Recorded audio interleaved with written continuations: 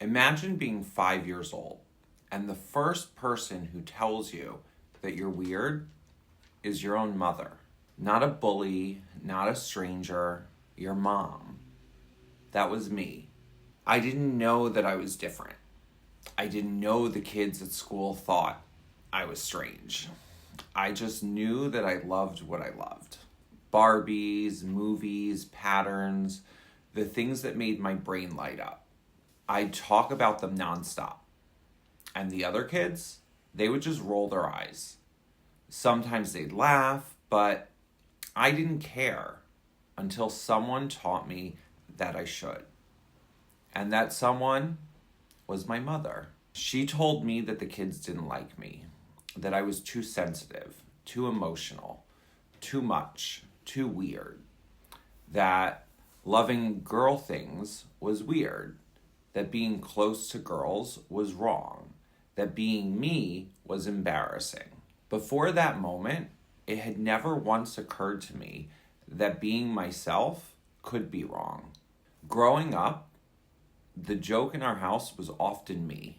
If I cried, it was funny. If I got upset, it was exaggerated until everyone was laughing, except me. And the more upset I got, the more it became entertainment. That wasn't just a one-time thing. It was constant, like a family sport. And while we all got caught in that toxic loop of hazing and hurting each other, I was always the most sensitive one, the easiest to provoke, the most emotional target.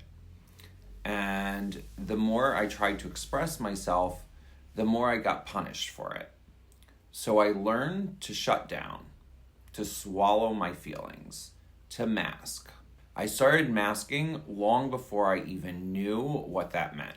Outside of the house, I tried to seem calm, normal, like everyone else. But inside, I was often on fire.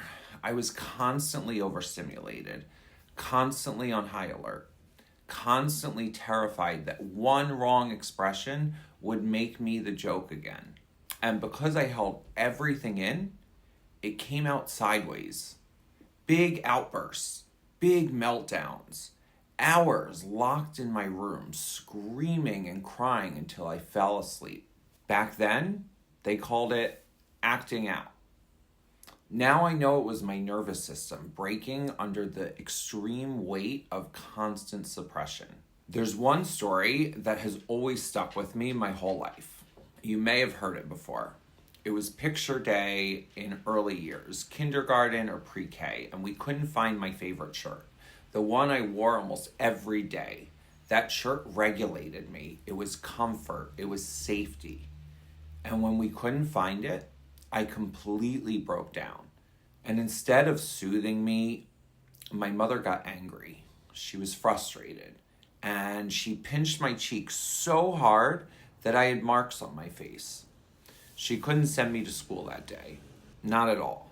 And for years, that story was told like a family comedy. Like I was this huge problem. But now I know the truth. That wasn't a tantrum. That was an autistic meltdown. That was a neurodivergent child who needed co-regulation and got shame instead. That's the thing about being undiagnosed. You spend your whole life just thinking that your reactions are wrong, that you're overdramatic, over-emotional, broken, and you learn to work twice as hard just to appear normal. That's what masking is. It's not pretending, it's surviving. It's building an entire identity completely around who you think the world will accept. For me, masking became muscle memory. Every friendship, every job, every relationship, even love. I'd contort myself to be what someone else needed. I'd silence myself to keep the peace. I'd say, it's fine, even when it wasn't, because I was terrified of being too much again. And when I met people who just couldn't meet me emotionally, I stayed anyway, because that chaos felt familiar. I mistook unpredictability for passion, avoidance for safety. And when they pulled away, I blamed myself. I thought that if I could just mask better, be calmer, easier, quieter, they'd finally stay. That's the lifelong echo of growing up in a house where love was conditional. You start believing that connection depends on how well you can hide your truth.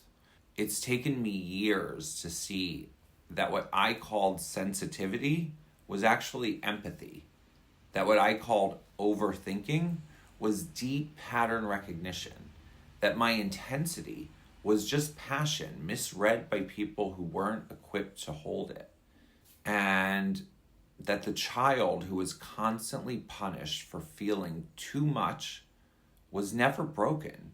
He was just wired differently. Now, I'm unlearning the story that I was the problem. I'm teaching myself how to feel safely, to take up space, to let emotions move through me instead of locking them away and inside. I'm learning that regulation isn't silence, it's connection, it's gentleness, it's self-trust, because masking might have kept me safe once, but it also kept me from ever truly being seen. And I think that that's the real heartbreak of growing up undiagnosed. Not just what happened to you, but how long you go believing that it was your fault. But it wasn't. It never was. You were never too sensitive. You were never too much. You were just never met with enough care. Now, as an adult, I'm finally learning to give myself what I needed all along, to let my emotions exist without punishment, to embrace the parts of me that were always right, just misunderstood, and to remind that little kid, the one who got teased, scolded, and told that he was weird, that he wasn't too much. He was magic. He just needed safety to shine. If any part of this story sounds like yours, you're not alone. Masking might have helped us survive, but unmasking is how we start to live today. If this resonates, please share it. Comment below. Tell me what part of your story you're finally ready to unmask. Because the truth is that the world needs us exactly as we are.